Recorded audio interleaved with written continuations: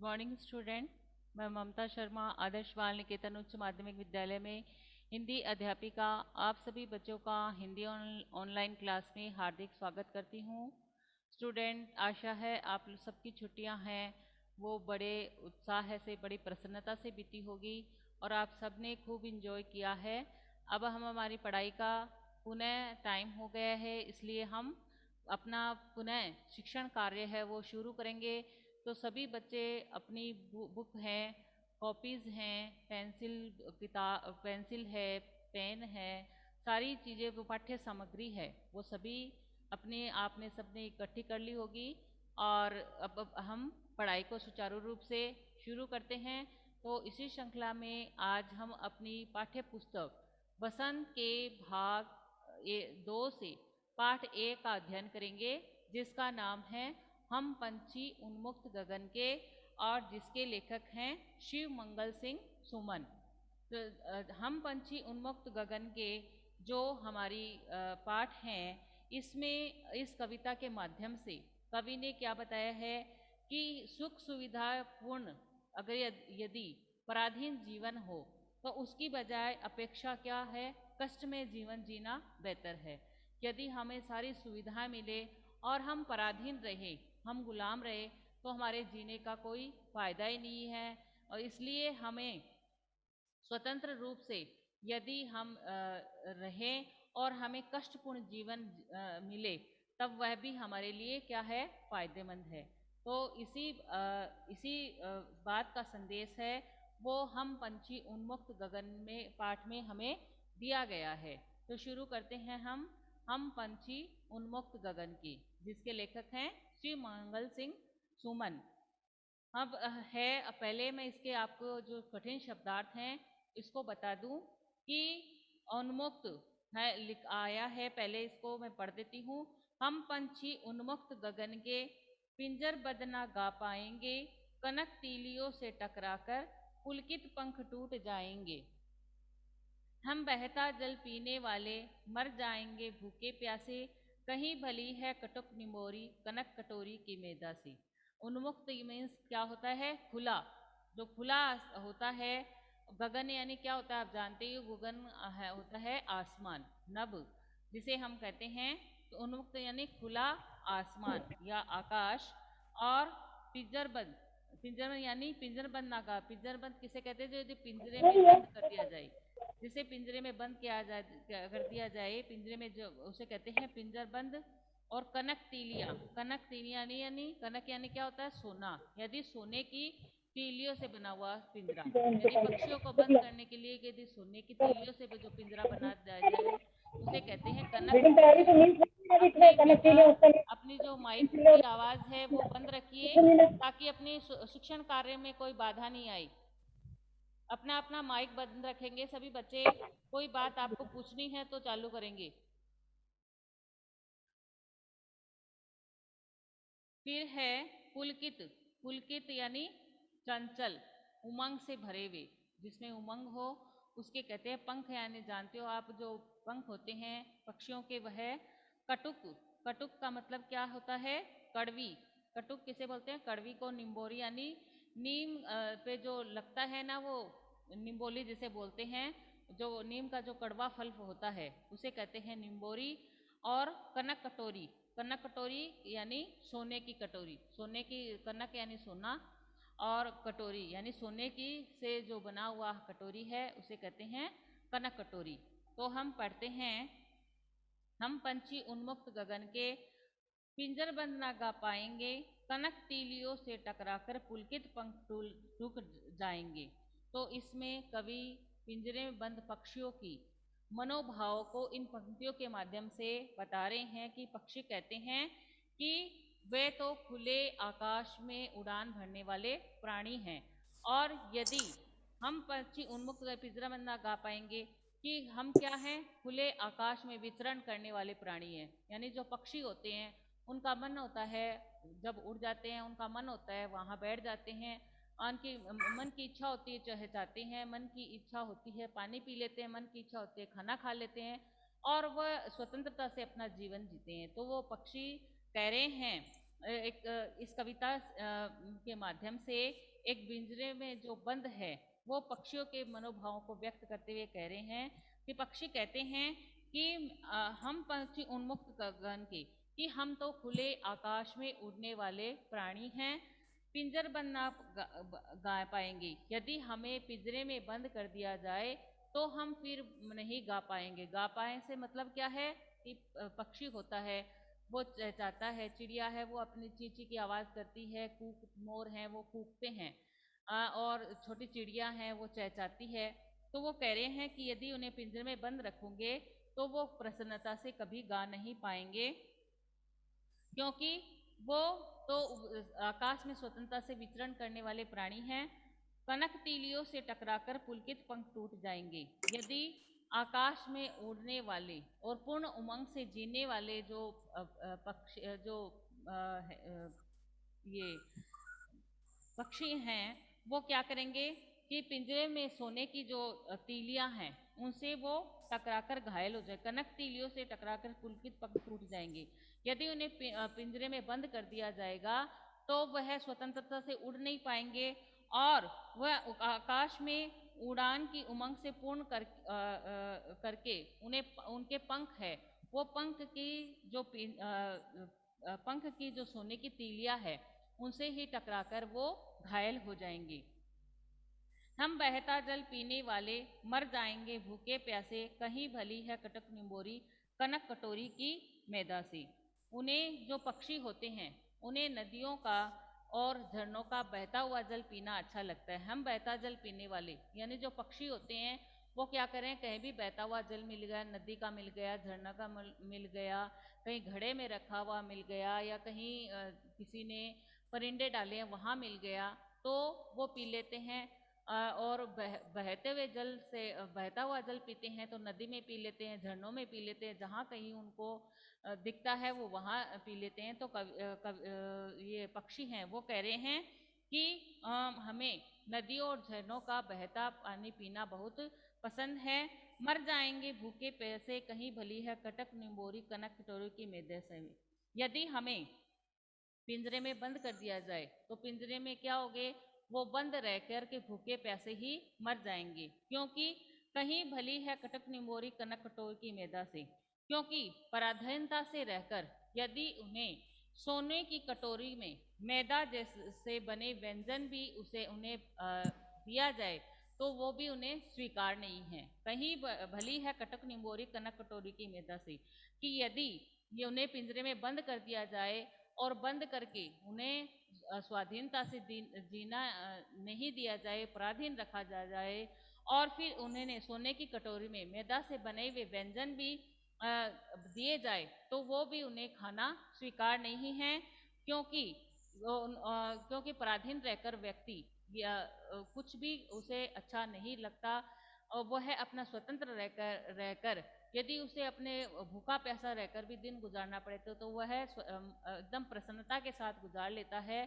चाहे वो मनुष्य हो, चाहे पशु हो, चाहे पक्षी हो, कोई भी हो, पराधीनता किसे भी पसंद नहीं है। तो इसी मनोभाव को प्रकट करते हुए पक्षी कहते हैं कि यदि उन्हें पिंजरे में बंद कर दिया जाए, सोने के पिंजरे में बंद दिया जाए और मैदा से बने हुए तरह तरह के व्यंजन उन्हें दिए जाए तो उनसे भले उन्हें क्या है कि उन्हें वो स्वीकार नहीं है। जबकि स्वाधीन रहकर वो नीम के जो निम्बोरी लगी हुई थी है, जो कड़वी निम्बोरी लगी हुई थी होती है, वो कहीं ज़्यादा खाना उनके लिए श्रेष्ठ है, क्योंकि वह स्वतंत्र रहना चाहते हैं। फिर अगला है, स्वर्ण श्रृंखला के बंधन में अपनी गति उड़ान सब भूले, बस सपनों में देख रहे हैं तरु की फुनगी पर के झूले। स्वर्ण श्रृंखला के बंधन में अपनी गति उड़ान सब भूले। स्वर्ण श्रृंखला यानी सोने की जंजीर होती हैं, सोने की जंजीर यानी सुख सुविधाएं जो होती है। बंधन, बंधन किसे कहते हैं, बंध जाना या किसी के वश में हो जाना। ऐसे थे अरमान की उड़ते नीले नभ की सीमा पाने, नाल किरण सी चोंच खोल चुकते तन अनार के दाने। और गति, बस अपनी गति उड़ान सब भूले। गति यानी क्या होता है, जिस चाल जिसे कहते हैं कि किस चाल से चल रहा है, किस वेग से उड़ रहा है, उसे कहते हैं गति। और तरु यानी क्या होता है? वृक्ष। तरु की फुनगी, तरु यानी वृक्ष होते हैं, और फुनगी किसे कहते हैं? जो डाली का जो सिरा होता है उसे कहते हैं फुनगी। और अरमान, अरमान यानी क्या होता है? इच्छा होती है कि मेरा ये अरमान है कि मैं ये बन जाऊं, मेरी ये इच्छा है कि मैं ये बन जाऊं, तो इसे कहते हैं इच्छा। और नभ, नभ यानी आकाश, और सीमा यानी, सीमा का अर्थ होता है अंत। और तारक, अनार के दाने, तारक अनार के दाने से मतलब है तारों रूपी, तारे रूपी जो अनार के दाने हैं, तारों रूपी अनार के दाने। तो स्वर्ण श्रृंखला का मतलब हो गया सोने की जंजीर या सुख सुविधाएं। बंधन यानी बंध जाना या किसी के वश में हो जाना, पराधीन हो जाना। सपने, गति यानी सपने यानी जानते हो सपने, और गति यानी चाल या वेग। तरु यानी वृक्ष, तरु किसे कहते हैं? वृक्ष को कहते हैं। फुनगी किसे कहते हैं? जो डाली का जो सिरा होता है उसे हम कहते हैं फुनगी। अरमान का मतलब होता है इच्छा। नभ का मतलब होता है आकाश, गगन, आसमान जिसे कहते हैं। सीमा का अंत होता है अंत। और तारक अनार के दाने यानी तारे रूपी अनार के दाने। तो इसमें बता रहे हैं कि लेखक है वो इसमें पक्षियों की मनोभावना को व्यक्त कर रहे हैं कि पक्षी कह रहे हैं कि स्वर्ण श्रृंखला के बंधन में अपनी गति उड़ान सब भूले, और बस सपनों में देख रहे हैं तरु के फुनकी के झूले। कि सोने की जंजीर अर्थात पराधीनता के से प्राप्त सुख सुविधाओं के बंधन में पड़कर वे अपनी गति और उड़ान को भूल गए हैं। स्वर्ण श्रृंखला, स्वर्ण श्रृंखला का मैंने बताया था कि सोने की जंजीर सुख सुविधा, यानी उनको सोने के पिंजरे में यदि बंद कर दिया जाए तो पक्षी कह रहे हैं कि वह जंजीर, जंजीरें अर्थात जो पराधीनता है उसमें, उस पराधीनता में जो उनको जो प्राप्त सुख सुविधाएं हैं उनको, उनके बंधन में पड़कर वो क्या है, वो अपनी गति उड़ान सब भूले। वो किस तरह से उड़ना चाहते हैं, किस तरह की उनकी चाल है, किस तरह से उनकी वेग है, किस तरह से उड़ सकते हैं, वो सब वो भूल गए हैं। बस सपनों में देख रहे हैं तरु की फुनगी के झूले, और वे केवल वृक्षों की डालियों पर बैठकर और झूलने का केवल सपने ही देख रहे हैं कि किस तरीके से वो वृक्षों की डालियों पर बैठते हैं और किस तरीके से झूला झूलते हैं, इसका केवल वो सपना ही देख रही हैं, यानी हकीकत नहीं है, क्योंकि वो पराधीन है। इसलिए कह रहे हैं कि तरु की फुनगी पर के झूले, बस सपनों में देख रहे हैं तरु की फुनगी पर झूले, कि वे वृक्षों की डालियों पर बैठकर और झूलने के अब केवल है वो सपने ही देख रहे हैं, क्योंकि वो उसमें पिंजरे में बंद कर दिए गए हैं। ऐसे थे अरमान की उड़ते नीले नभ की सीमा पाने, लाल किरण सी चोंच खोल चुगते अनार के दाने। इसमें कवि कह रहे हैं कि पक्षियों की यह इच्छा थी, क्या इच्छा थी? कि वे नीले आकाश में, ऐसे थे कि अरमान की उड़ते नीले नभ की सीमा पाने, कि नीले आकाश की सीमा जहाँ तक है वो उड़ते चले जाएं और अपनी लाल किरणें जैसी चोंच है, जैसी चोंचों से अनार के दाने, अनार के जो दाने हैं वो जैसे तारों को चुगे, जैसे उनकी जो चोंच है वो क्या है, लाल किरणों से जैसे उनकी चोंच है, और वे उनके जो अनार के दाने हैं वो जैसे जैसे अनार के दाने हैं, जैसे कैसे होते हैं तारे हैं, उनको चुगे। यानी वो क्या करना चाहते हैं, पक्षी है वो नीले आकाश की सीमा तक उड़ते चले जाएं और अपनी लाल किरण जैसी चोंच से वो अनार के दाने खाएं। आगे पढ़ते हैं। होती सीमाहीन क्षितिज से इन पंखों की होड़ा होड़ी, या तो क्षितिज मिलन बन जाता या तंती सांसों की डोरी। नीड न दो चाहे टहनी का, आश्रय छिन बिन कर डालो, लेकिन पंख दिए हैं तो आकुल उड़ान में विघ्न डालो। सीमाहीन, सीमाहीन किसे कहते हैं? जिसका कोई अंत नहीं होता, जिसका कोई छोर न हो उसे कहते हैं सीमाहीन। सीमाहीन यानी अनंत, जिसकी कोई सीमा नहीं होती हो।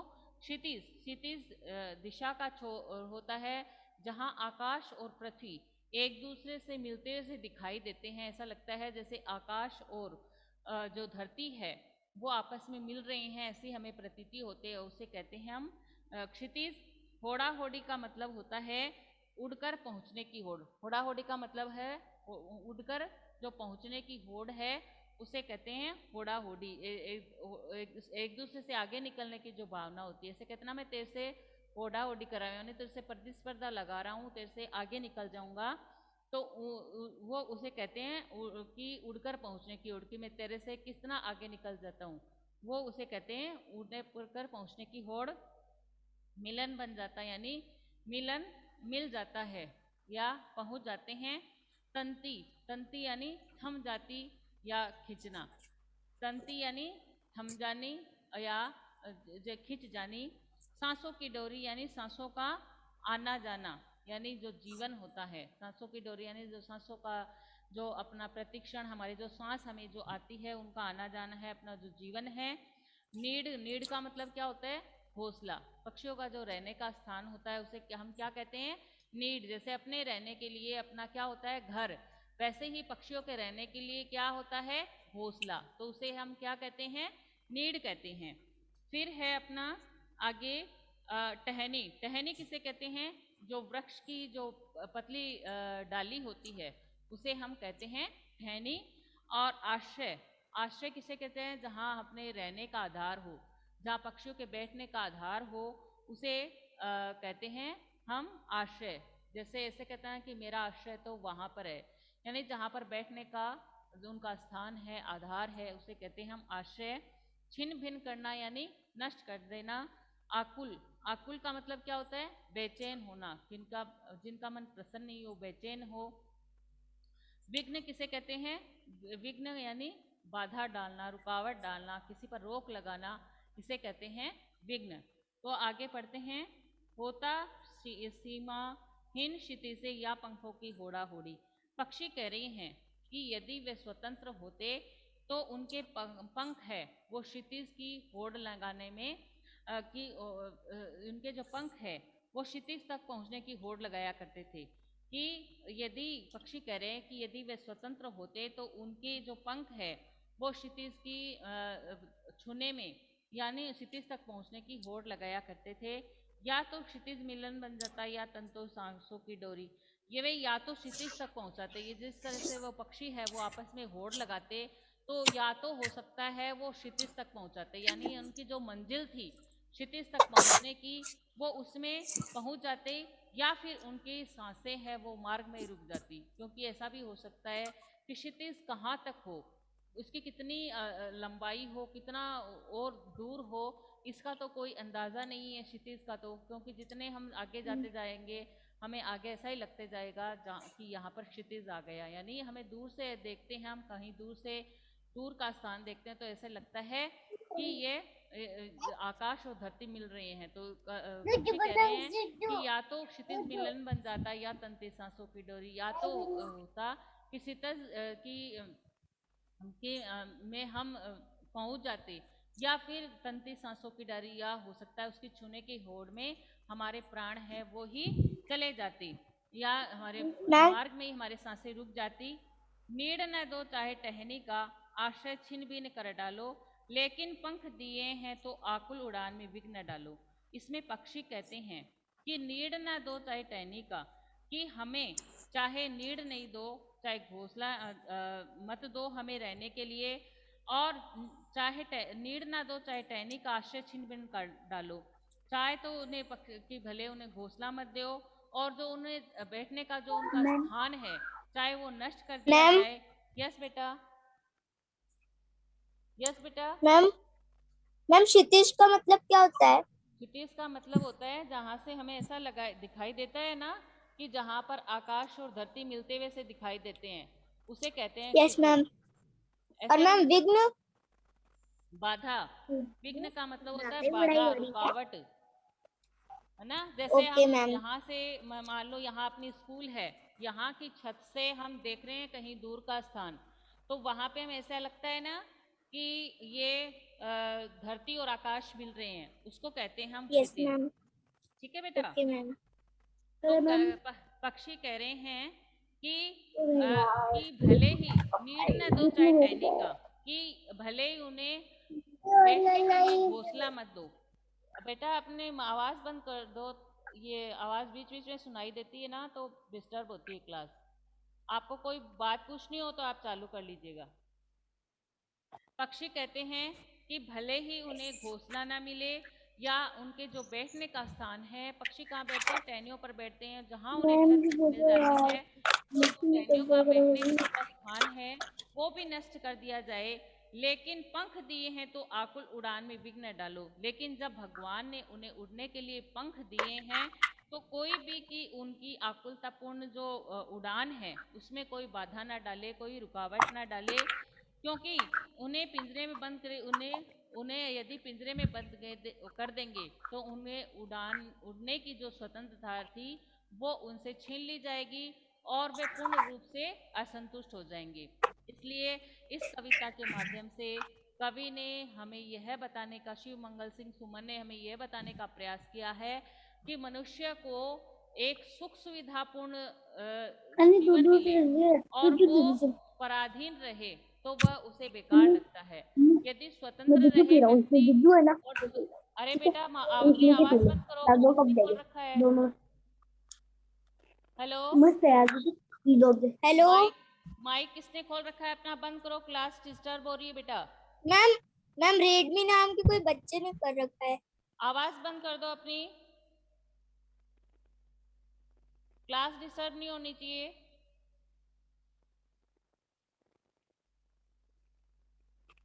तो इसमें इसके माध्यम से हमें यह बता रहे हैं कवि कि एक व्यक्ति को यदि पराधीन है वो और उसे सारी सुख सुविधाएं मिल रही है तो वह उसके लिए बेकार है। यदि स्वतंत्र जीवन है व्यक्ति का और उसे चाहे कष्ट मिले, चाहे जीवन है वो दुखी हो, कष्टपूर्ण बीते, तब भी उसे अच्छा लगता है। क्योंकि परतंत्रता किसे भी अच्छी नहीं लगती, स्वतंत्रता है वो सभी को अच्छी लगती है।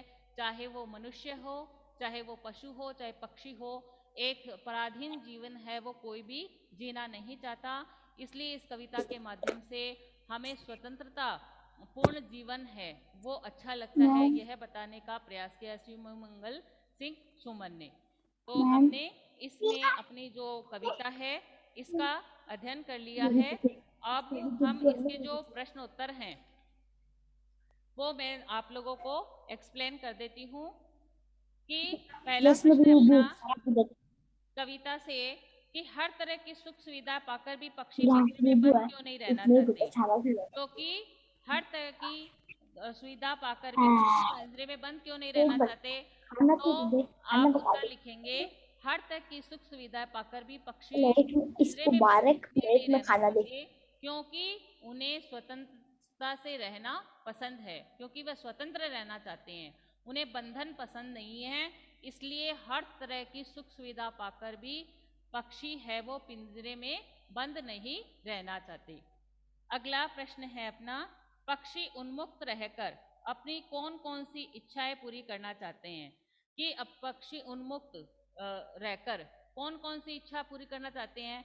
तो हम आया था ना, हम बहता जल पीने वाले, तो इसमें है कवि क्या करना चाहते हैं? पक्षी उन्मुक्त रहकर यानी स्वतंत्र रहकर अपनी कौन कौन सी इच्छा पूर्ण कर चाहते हैं? तो अपनी निम्नलिखित इच्छाएं पूरी करना चाहते हैं, नदी और झरनियों का बहता जल पीने का, और कनक कटोरी निम्बोली खाने का, खुले आसमान में उड़ने का, पेड़ की डालियों पर झूला झूलने का, पेड़ों से फल खाने का, स्वतंत्र रूप से आकाश में वितरण करने का इच्छा है वो पूरी करना चाहते हैं। क्योंकि पक्षी है वो क्या स्वतंत्र रहना चाहते हैं, स्वतंत्र रह के वो अपनी इच्छा हो वहां पर उड़ना चाहते हैं, अपनी इच्छा हो उस टहनी पर बैठना चाहते हैं, अपनी इच्छा हो वो फल खाना पसंद करते हैं, और अपनी इच्छा से जो भी उन्हें जहाँ पर अच्छा लगता हो वहाँ पर वो आश्रय लेना पसंद करते हैं, यानी बसेरा बसाना चाहते हैं, अपने नीड़ में रहना चाहते हैं। तो इस तरीके से वो अपनी उन्मुक्त रहकर अपनी ये इच्छा पूरी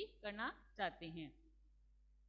भाव स्पष्ट कीजिए। अगला प्रश्न है, या तो क्षितिज मिलन बन जाता या तंत्री सांसों की डोरी। तो इसमें कवि पूछ रहे हैं, जैसे मैंने अभी आपको कविता में बताया था कि भाव स्पष्ट कीजिए, या तो क्षितिज मिलन बन जाता या तंत्री सांसों की डोरी। इस पंक्ति का क्या अर्थ है? इस पंक्ति का यह अर्थ है कि पक्षी या तो खुले आसमान में अपने साथियों के साथ दौड़ लगाना चाहते हैं और वह कहते हैं कि उड़ते उड़ते या तो वे क्षितिज को पालेंगे और या ना क्या होगी, क्षितिज को पाने में पाते पाते वो उड़ते जाएंगे और इतनी उड़ान उड़ेंगे उनकी सांसें फूल जाएगी और उनकी मृत्यु हो जाएगी, अर्थात वो मृत्यु को प्राप्त हो जाएंगे। तो इसका भाव अर्थ स्पष्ट करना, या तो क्षितिज मेलन बन जाता या तंत्रित सांसों की डोरी। कि इसमें कवि कह रहे हैं कि या तो पक्षी खुले आसमान में उड़ते उड़ते अपने साथियों के साथ दौड़ लगाना चाहते हैं और उस दौड़ में वो इतने आगे बढ़ जाएंगे कि हो सकता है कि उनकी सांसें हैं वो फूल जाए और सांसें फूल जाने के कारण क्या हो, उनकी मृत्यु हो जाए। और या ऐसा भी हो सकता है कि उनकी मृत्यु भी हो जाए और ऐसा भी हो सकता है कि वो क्षितिज को पाले। तो इस प्रकार से या तो क्षितिज मिल बन जाए तंत्र, या तो वो मिलन की स्थिति बन सकती है या तंत्री सांसों की डोरी बन सकती है। कविता से आगे हैं, बहुत से लोग पक्षी पालते हैं, पक्षियों को पालना उचित है अथवा नहीं, अपने विचार लिखिए।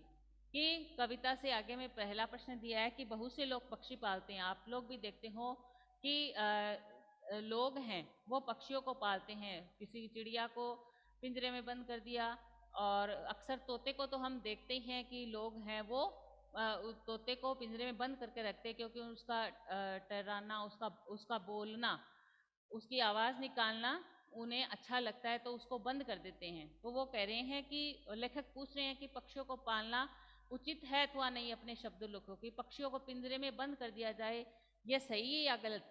तो हमारी दृष्टि से यह बात उचित नहीं है, यह बात गलत है, क्योंकि भगवान ने यदि उन्हें पंख उड़ने के लिए दिए हैं और इच्छाएं भी दी हैं, तो उनको इच्छाएं भी दी है, तो यदि हम उन्हें पिंजरे में बंद कर देंगे तो उनकी जो उड़ने की जो गति है वो भूल जाएंगे और उनकी सीमा में, क्षितिज में होड़ लगाने की जो पक्षियों के साथ होड़ लगाने की जो प्रतिस्पर्धा की जो भावना है वो समाप्त हो जाएगी और वे उड़ना ही भूल जाएंगे। इसलिए पक्षियों को पालना उचित नहीं है, क्योंकि भगवान ने भी पंख है उनको उड़ने के लिए दिए हैं, उनकी इच्छाएं दी है।